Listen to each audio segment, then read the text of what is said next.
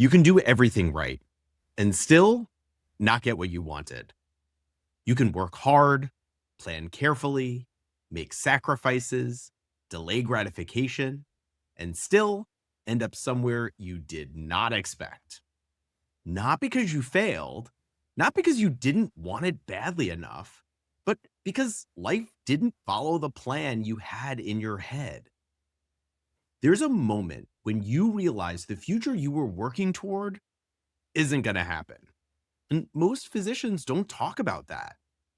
We don't talk about what it's like to keep functioning while something quietly falls apart in the background.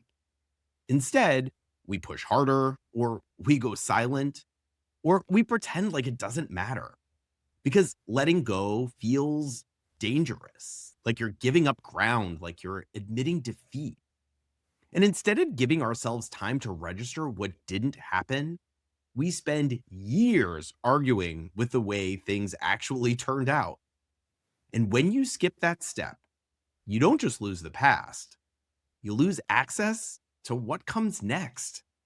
Well, hey, everyone, and welcome back to the Better Physician Life podcast. Thank you so much for being here. So, today we're talking about something that's pretty personal for me, and it happens to be something that comes up all the time for physicians.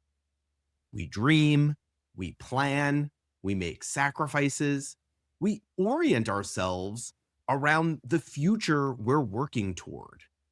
And sometimes, despite all of that, things don't work out the way we thought. The residency you wanted doesn't work out, or you get the fellowship you wanted, but it's 1,000 miles from the people and the life you know. Or you get exactly what you wanted, but someone important to you ends up somewhere else. Sometimes something happens, and in that moment, you just know the life you were planning for isn't going to happen. There's no confusion there. This isn't about perspective, but there is a loss. And most physicians don't pause long enough to let that register. We move straight into the next step, adapting, making it work.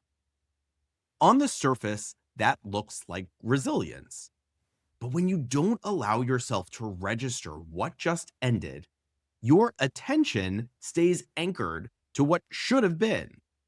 And when that happens, it becomes really hard to see what's actually in front of you. For me, that moment was very clear. It was match day 2003. I still remember exactly where I was when I opened my envelope. And I remember knowing immediately that the future I was counting on wasn't going to happen. I was supposed to end up in New York. That wasn't just where I wanted to train, it was where my entire life was supposed to be. My family, my friends, everything familiar, everything I imagined adulthood would look like. And in one moment, that future was gone. There was no confusion about it, no waiting to see how I felt later. I knew right away that the life I had been planning wasn't going to happen. It was a terrible day. I looked around at my medical school classmates. Some were ecstatic about their futures. Others, not so much. There was a heaviness in the room as everyone took stock of what they were getting and what they weren't.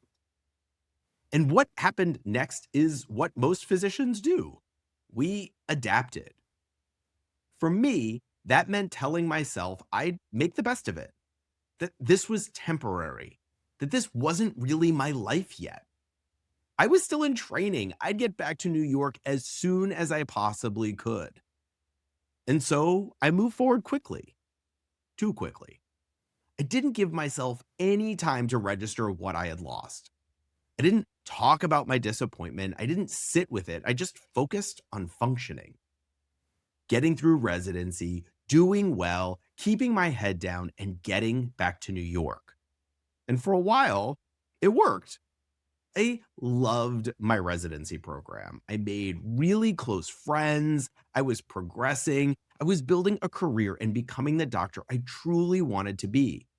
But internally, I was still oriented toward a future that no longer existed.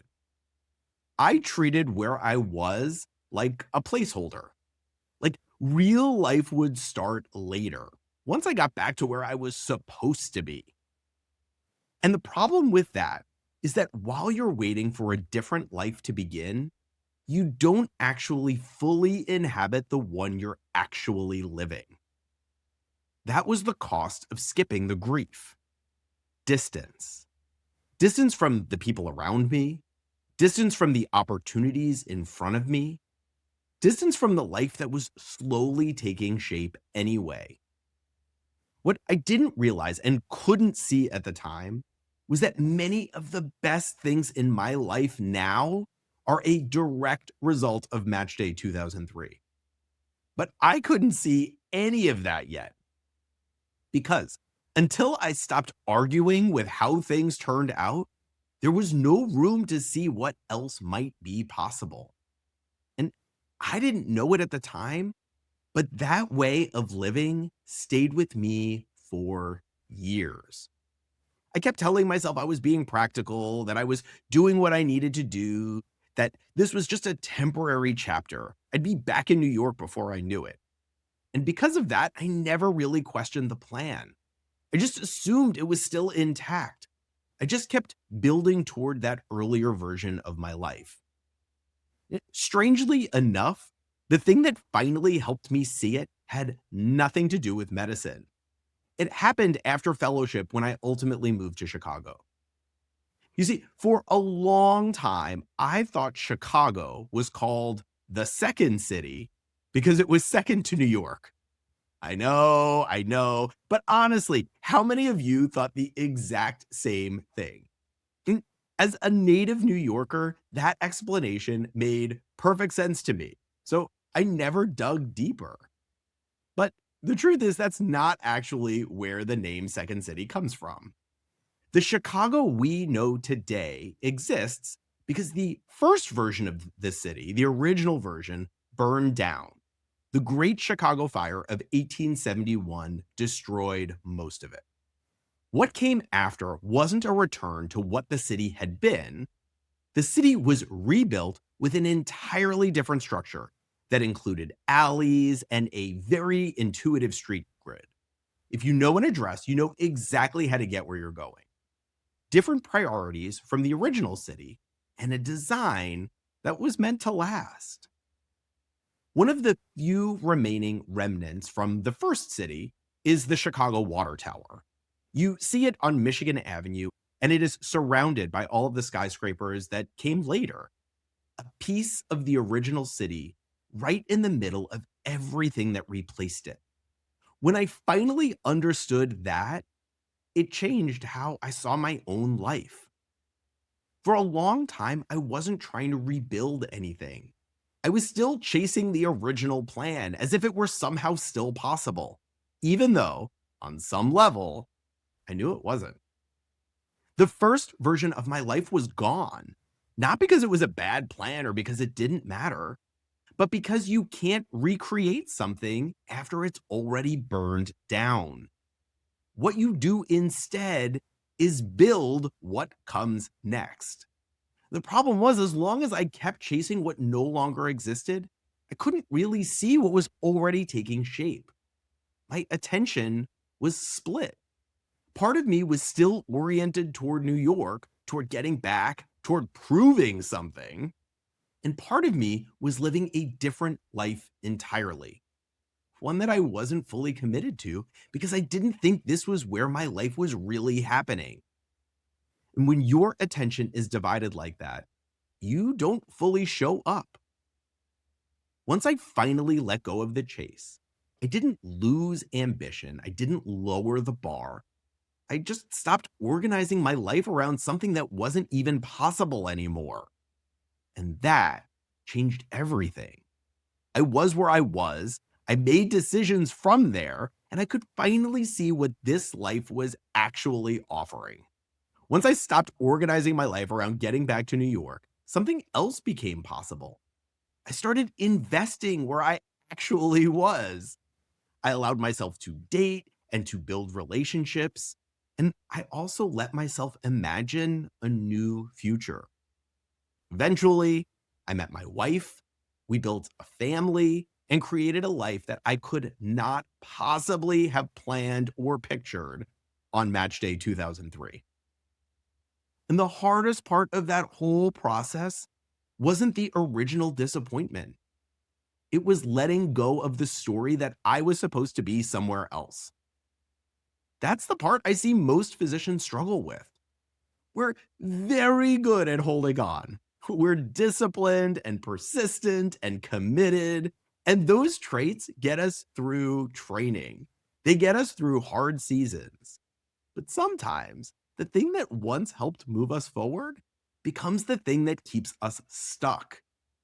Because when you cling to a version of the future that no longer exists, you're arguing with reality. And that argument is exhausting. You compare what is to what should have been. You measure your current life against a future that never fully arrived. And without realizing it, you make the present feel like a compromise. I see this all the time in doctors. The job that was supposed to feel different by now, the role that didn't turn out the way you thought, the location, the schedule, the career arc. It looks fine on paper, but it just doesn't feel quite right. Most of the time, the issue isn't that something is wrong. It's that an older version of the plan is still running the show. And that's the part that matters. Before anything new can take shape, there has to be some recognition of what didn't. It's not about analysis or blame or rewriting history, just a willingness to let the old version stop running in the background. Most physicians never do that. We move straight to adaptation, to making the best of it. We tell ourselves we should be grateful or that it could have been worse. And none of that is wrong. But when you never pause long enough to acknowledge that something ended, your attention stays divided. Part of you is still oriented toward a future that never arrived. And part of you is trying to build something else at the same time. And that's an exhausting place to live. Okay, up to this point, I've been talking about what happens, the pattern, the cost of it. But the question most physicians get stuck on is, okay, I get it. Now what?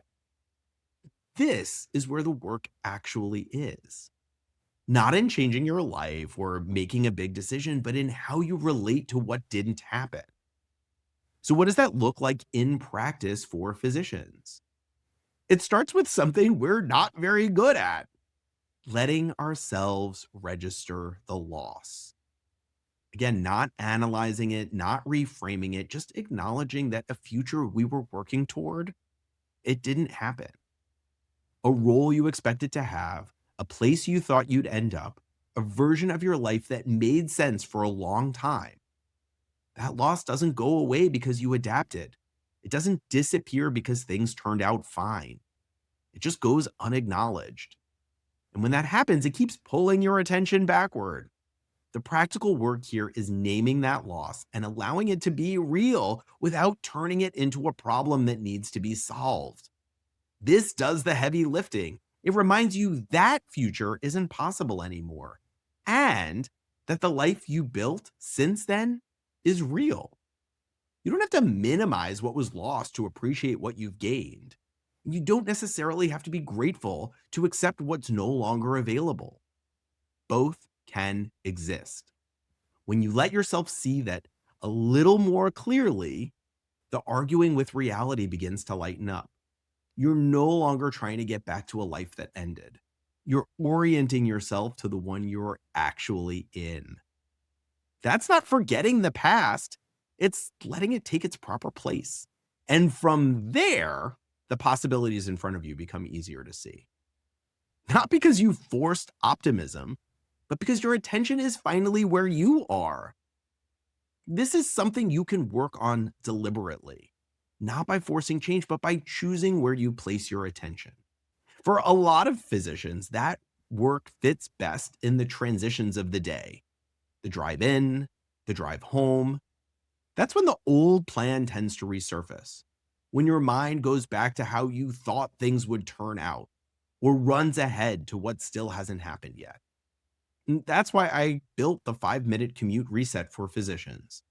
Just a place to slow down for a few minutes so you're not trying to figure this out on your own. 5 minutes in a part of your day that already exists. A chance to notice what you're still carrying after work ends, to name what's no longer possible and what still is, and to remember what you've already built. And you can grab it for free at betterphysicianlife.com/commute-reset. And of course, I'll tag it in the show notes. So let's come back to where we started. Sometimes you don't get what you wanted, and that hurts. But that doesn't mean the dream was pointless, and it doesn't mean the effort was wasted. Those plans still shaped you. They gave you direction and purpose and helped get you to where you are now. But at some point, holding on to them costs more than letting go. And sometimes the real work is deciding what you're ready to stop chasing so you can see what's actually possible now. That's not giving up. It's choosing to live the life that's right in front of you. Thank you so much for listening today, and I'll see you next time on the Better Physician Life podcast.